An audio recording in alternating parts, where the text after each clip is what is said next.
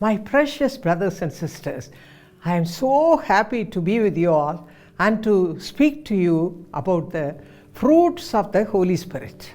मेरे प्रिय भाई और बहनों, आप सब से मिल करके मुझे बड़ी खुशी हो रही है और मैं पवित्र आत्मा के दान के बारे में आपसे बात करने जा रही हूँ। First of all, let me wish you in the name of our Lord and Savior Jesus Christ that you should be blessed abundantly through this message. और सबसे पहले संदेश के द्वारा आप सब आशीषित हों, इसके लिए मैं आप सबको प्रभु यीशु मसीह के नाम में अभिवादन करती हूँ।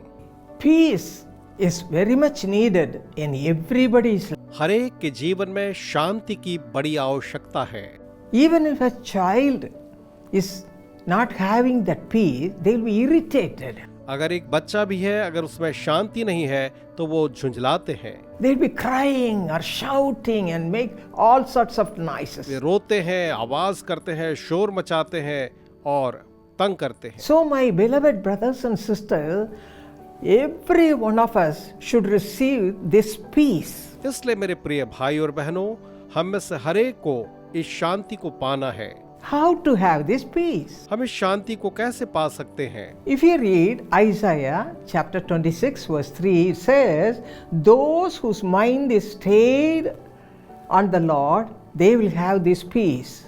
अगर आप यशायाह 26 वचन 3 पढ़े तो वहाँ लिखा है, जिसका मन तुझ में धीरज धरे हुए है, तू उसको पूरी शांति के साथ रक्षा करता है। And those who trust him will also have this perfect peace.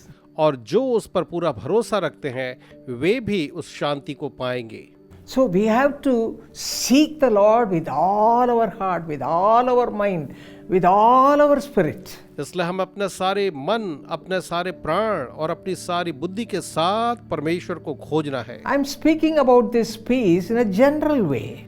मैं इस शांति के बारे सामान्य तरीके से मैं बात कर रही हूँ। But the fruit of the Spirit is entirely different from this peace. लेकिन इस शांति से आत्मा का फल जो है बिल्कुल फर्क है। This fruit of the Spirit is very, very essential in the life of a child of God. और परमेश्वर के संतान के जीवन में पवित्र आत्मा का यह फल बहुत ही आवश्यक है। Without peace, they cannot have fellowship with the Lord. बिना शांति के वे परमेश्वर के साथ संगति को नहीं पा सकते।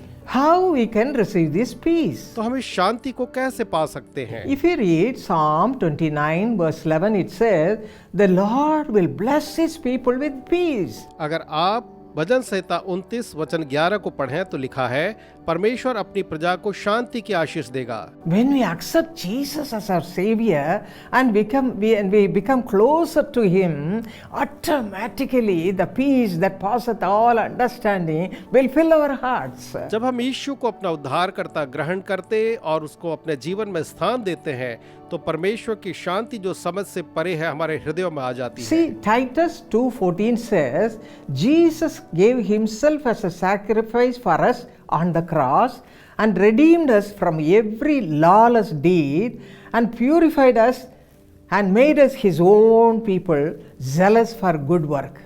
तीतुस 2 और उसका वचन 14 जो है कहता है, जिसने अपने आप को हमारे लिए दे दिया कि हमें हर प्रकार के अधर्म से छुड़ा ले और शुद्ध करके अपने लिए एक ऐसी जाति बना ले जो भले भले कार्यों में सरगर्म हो। This is the only way to receive God's peace, God-given peace. यही एकमात्र तरीका है कि परमेश्वर प्रदत्त शांति को हम प्राप्त करें। When we accept Jesus as our Savior, looking unto the cross where He gave His life for us and shed His blood for us, and we become new people. जब हम प्रभु यीशु मसीह को ग्रहण करते हैं और हम उस क्रूस को निहारते हैं जहां उसने अपना प्राण हमारे लिए दिया, तो हम एक नए व्यक्ति बन जाते हैं। When our lives are completely transformed, this peace will come and occupy us. जब हमारे जीवन जो है बदल जाते हैं, यह शांति अपने आप हमारे जीवन पर कब्जा करती है। This is what we read in Romans chapter 3 verses 23 and 24. For all have sinned and fall short of the glory of God, being justified freely by His grace through the redemption that is in Christ Jesus. जैसा कि हम Romeo 3 वचन 23 और 24 में पढ़ते हैं कि सब ने पाप किया और परमेश्वर की महिमा से रहित है, परंतु उसके अनुग्रह से उस छुटकारे के द्वारा जो मसीह यीशु में है सेत में धर्मी ठहराए जाते हैं। Ephesians 2:13 says, You were once far off from Jesus, away from Jesus, doing all sorts of wrong things according to this world, but now you are brought nearer to Jesus Christ through his blood which he shed on the cross. इफिसियों 2:13 में कुछ इस तरह लिखा है, पर अब तो मसीह यीशु में तुम जो पहले दूर थे, अर्थात हर प्रकार के सांसारिक कार्यों में लिप्त थे, मसीह के लहू के द्वारा अब उसके निकट हो गए हो। According to this, if you read 1 Peter chapter 2 verse 9, it says, you are a chosen generation, a royal priesthood, a holy nation, his own special people into his marvelous light. और इस वचन के अनुसार अगर हम पहला पतरस 2:9 पढ़ें तो वहां पर परमेश्वर के वचन में लिखा हुआ है कि पर तुम तो एक चुना हुआ वंश और राजपदधारी याजकों का समाज और पवित्र लोग और परमेश्वर की निज प्रजा हो। Yes, he called us out of darkness into his marvelous light. हाँ, उसने हमें अंधकार में से अपने अद्भुत ज्योति में बुलाया है। See the life of Paul. He was Saul in the beginning, and when he was transformed, his name was Paul, Saint Paul. अगर आप पौलुस को देखें, पहले उसका नाम शाऊल था, लेकिन जीवन परिवर्तन के बाद वो पौलुस या संत पौलुस बन गया। He became a saint of God. वो परमेश्वर का एक संत बन गया। Galatians 2:20 he says, I have been crucified with Christ. It is no longer I who live, but Christ lives in me. I live by faith in the Son of God. मैं मसीह के साथ क्रूस पर चढ़ाया गया हूँ और अब मैं जीवित न रहा, परंतु मसीह मुझ में जीवित है, और मैं शरीर में अब तो जीवित हूँ तो केवल उस विश्वास से जीवित हूँ जो परमेश्वर के पुत्र पर है। My friends, my life also was transformed just like this. मेरे मित्रों, मेरा जो जीवन है वो भी कुछ ऐसा ही था। I was born in a Christian family. मैं एक मसीह परिवार में पैदा हुई। We were going to church, we were having prayers in our home, everything was there. हम चर्च जाते थे, घर में प्रार्थनाएं करते थे और सारी चीजें जो थी वो थी। But that peace was not there in my life. लेकिन मेरे जीवन में कोई शांति नहीं थी। But one day the Lord came to my room and I could feel his presence, and he showed me that he gave his life on the cross for me. लेकिन एक रात को वो मेरे कमरे में आए, मैं उनकी उपस्थिति को महसूस कर सकती थी और उन्होंने मुझे दिखाया कि उन्होंने मेरे लिए अपने प्राणों को बलिदान किया। I humbled myself to the dust मैंने अपने आप को धूलि की तरह बिल्कुल दीन कर दिया and asked him to forgive me from all my sinful activities I was doing all those days. और उससे कहा कि आप मेरे हर एक पापों को जो मैंने किया मुझे क्षमा करें। And the Lord's presence filled me like anything. और परमेश्वर की उपस्थिति मेरे अंदर में अद्भुत तरीके से भर गई। And the peace of God that passeth all understanding filled my heart. और परमेश्वर की शांति जो समझ से परे है मेरे हृदय के अंदर भर गई। I became a new person. मैं एक नई व्यक्ति बन गई। I started to love him. मैंने उससे प्रेम करना शुरू किया। A complete transformation was there in my life. मेरे जीवन में एक संपूर्ण बदलाव आ गया। This is what we read in 2 Corinthians chapter 5 verse 17. यही तो हम दूसरा कुरिन्ती 5:17 में पढ़ते हैं। If anyone is in Christ, he is a new creation. All things have passed away. Behold, all things have become new. अगर कोई प्रभु यीशु मसीह में है तो वो एक नई सृष्टि है। देखो, पुरानी बातें बीत गईं और सब कुछ नई हो गईं। Romans chapter 5 verse 1 also says, therefore, having been justified by faith, we have peace with God through our Lord Jesus Christ.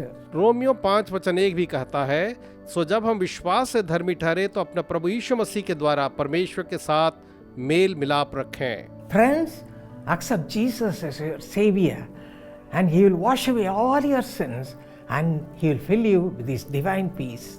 मित्रों, आज ही आप प्रभु यीशु मसीह को अपना उद्धारकर्ता करके ग्रहण करें। वो आपके पापों को क्षमा करके आपको शांति से भरेगा। Let me read one verse and close the message. मैं एक और वचन दे करके उसके बाद संदेश खत्म करूंगी। If you read 1 Corinthians 13:10, अगर आप पहला कुरिन्ती 13:10 we पढ़ें, read that then that which is perfect has come, that is Jesus Christ. When you are filled with Him and the righteousness and the fruit of the Spirit, what will happen? Then that which is in part in your life will be done away. यहाँ लिखा है, परंतु जब सर्वसिद्ध आएगा अर्थात प्रभु यीशु मसीह, तो जो कि सारी असिद्धता है उन सारी चीजों को अर्थात जो अधूरा है उन सबको मिटा देगा। So, my friends, have Jesus with you all the time. इसलिए मेरे मित्र, हमेशा अपने अंदर में आप यीशु को थामे रखें। Don't go to negative things and looking into that all the time, आप हमेशा नकारात्मक चीजों को ही मत देखते रहिए यहाँ वहाँ, but have the practice of looking unto Jesus on the cross. He has given you that peace. When you look at Him, you'll be filled with the divine peace all the time. लेकिन आप उस क्रूसित यीशु मसीह को जो आपको शांति देता है देखते रहें, तब आप उसकी ईश्वरीय शांति को प्राप्त करेंगे। When you are filled with this peace, you will be able to supply this peace to all the others. जब आपके अंदर में ये शांति होगी तो आप यही शांति औरों को भी दे पाएंगे, God's peace will be there. और परमेश्वर की शांति वहाँ होगी, And all the people around you will feel the same blessings. और आपके चारों तरफ जो लोग हैं वे भी उन्हीं आशीषों को महसूस करेंगे। At all times you can have this peace and enjoy God's presence. तब आप हमेशा इस शांति के साथ परमेश्वर की उपस्थिति का आनंद लेंगे। What a blessed life to have this fruit of the Spirit, peace. ये कैसा धन्य और आशीषित जीवन है जहाँ आत्मा का फल शांति हो। Hallelujah. Hallelujah. The presence of God is filling every one of us. परमेश्वर की उपस्थिति हम में से हर एक को भर रही है। And ask and it shall be given to you. That's a promise of God. परमेश्वर की प्रतिज्ञा है, मांगो और तुम्हें दिया जाएगा। According to that, ask Him. और उसके अनुसार उससे मांगे He will never let you तो down. मुझे कभी भी नीचा न होने देगा। Hallelujah. Hallelujah. What a good God we have. हमारे पास कैसा भला परमेश्वर है। Accept Jesus as your Savior, and He will wash away all your sins, and He will fill you with His divine peace. मित्रों, आज ही आप प्रभु यीशु मसीह को अपना उद्धारकर्ता करके ग्रहण करें। वो आपके पापों को क्षमा करके आपको शांति से भरेगा।